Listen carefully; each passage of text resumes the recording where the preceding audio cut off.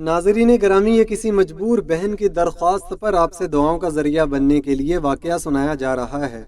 جادو ٹونا اور تعویذ وغیرہ جیسی چیزیں ہمارے معاشرے میں ایک ناسور بنتی جا رہی ہیں۔ لوگ ان کالے عمل کرنے والوں کے چنگل میں پھنس کر اپنوں کی زندگیاں برباد کر رہے ہیں۔ ہمارے گھر میں کبھی کسی نے تعویذ وغیرہ کا تصور بھی نہیں کیا تھا، اور نہ ہی ہم ایسی چیزوں پر یقین رکھتے تھے، مگر جو واقعات ہمارے خاندان کے ساتھ پیش آئے اور جس طرح دیکھتے ہی دیکھتے ہمارا گھر جنت کے نمونوں سے دکھوں کا مرکز بنا، اس نے ہمیں بہت کچھ سوچنے پر مجبور کر دیا، اور یوں لگنے لگا ہے کہ کالے عملیات کی دنیا کے سیاہ دلوں والے لوگ گھروں کو برباد کرنے کے لیے ان اوچھے ہتھ کنڈوں کا سہارا لیتے ہیں اور لے رہے ہیں۔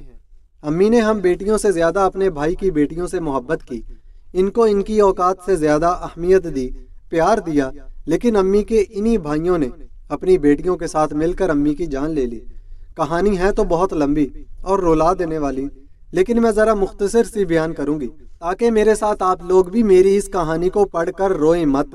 میرے والدین نے بھائیوں کی شادیاں کر دیں کیونکہ ہم بہنیں اپنے بھائیوں سے بہت چھوٹی تھی۔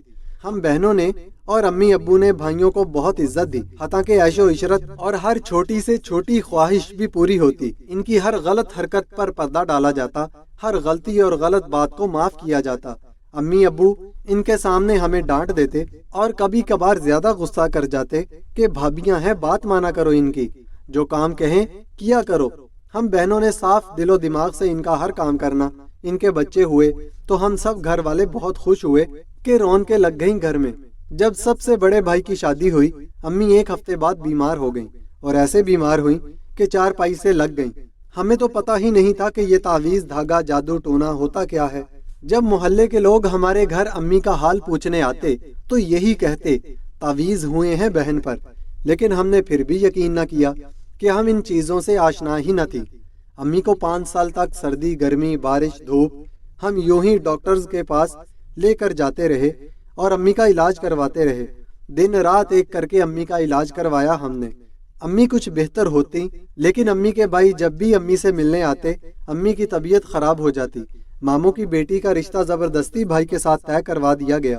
ماموں نے امی کو ایسا کچھ کیا کہ امی جو تھوڑا بہت چلنے پھرنے کے قابل ہوئی تھی، پھر چارپائی کی ہو کر رہ گئی۔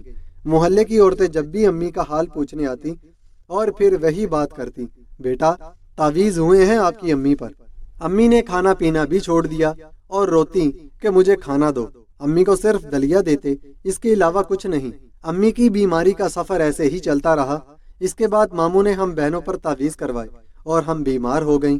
خیر، ہماری بیماری کا سفر بھی ایسے ہی چلتا رہا اور اب تک چل رہا ہے۔ بات ہو رہی تھی بھابیوں کے بچوں کی۔ امی اپنے پوتے پوتیوں کے ساتھ بے انتہا پیار کرتی تھی۔ ہم نے خود سے زیادہ بھائیوں کو عزت دی، پیار دیا، لیکن انہوں نے بھائیوں کے کان بھرنے شروع کر دیے کہ گھر میں جو چیز آتی ہے ہمیں نہ دی جاتی، حالانکہ گھر میں جو چیز بھی آتی ان کو، ان کے بچوں کو زیادہ اور سب سے پہلے دی جاتی۔